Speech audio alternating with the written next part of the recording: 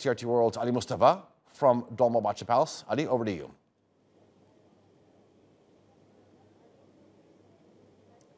Ali Jan, thank you so much. Yes, indeed, a conference on the future steps in Idlib is taking place here at the Dolmabahce Palace in Istanbul. And we have commentators and analysts from all over, from the United States, from the UK. In fact, the UN Special Representative for Syria, James Jeffrey, also spoke on the occasion. He said that the Americans have a separate track with the Russians. They're trying to find a way out, but the Russians are not listening. And that is one reason he isn't hopeful for the Turkish-Russian dialogue that is taking place in Moscow. To get more on the American position, what more can the Americans do? I'm joined right now by Mike Doran. He is with the Hudson Institute, a senior research fellow. Thank you so much, Mike, for being here and speaking to TRT World.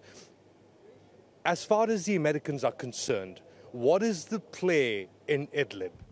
Well, I think there's a debate going on in Washington about Idlib. A lot of people are now recognizing that Turkey is not an ally of Russia. It's not an ally of Iran. These kind of ideas were very prevalent in Washington just 4 or 5 months ago.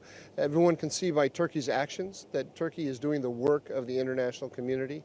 It's only because of the Turkish military that we have any hope of getting a settlement in Syria that is in the interest of the West, in the interest of international peace and security, and in the humanitarian interest. And so people are starting to see that, I think. But there is this disconnect still in Washington when it comes to Turkish concerns, especially on the S-400, on the PKK-YPG issue, the F-35, Mediterranean bill. So why is there such a disconnect, or why isn't Washington so receptive to Turkish demands or needs? Well, I think it's two reasons, and one, you basically just laid it out. The relations are in a historically bad place, or have been, and getting out of that is very difficult. That's one reason. Another thing is the politics in the United States. I mean, this is the election season, and there's great reluctance on the part of Donald Trump to take any step that looks like he's moving toward war. He's campaigning on a peace and prosperity platform.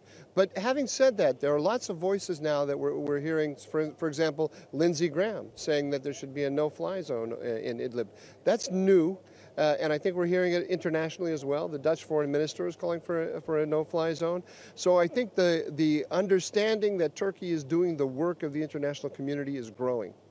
And specifically on requesting patriots, for example, will these requests be met by the United States when it comes to Turkey? There's a debate about that. I suspect that in the short term, we will not see the U.S. give patriots, just from what they're saying.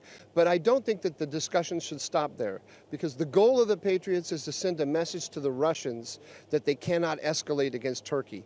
So the United States and its allies in Europe could take other steps to send that message. I mean, for example, the United States could move a carrier group or some destroyers into the Mediterranean just to send a message to Russia that if it were to escalate against Turkey, it would have to pay a price. But then the Russian reaction is a big unknown. The Russians might double down on what they're doing in Idlib if the patriots are transferred. Well, this is why the U.S. has to think through all the steps, and it has to be willing to win the escalation ladder. And if it wants to do that, it can do that. Thank you so much, Mike Doran from the Hudson Institute, joining us and telling us more about the U.S.-Turkey relationship as it stands currently, with Turkey going on the offensive against the Assad regime and his Russian backers. A lot of these talks will be discussed today here in Turkey between James Jeffrey and his Turkish counterparts.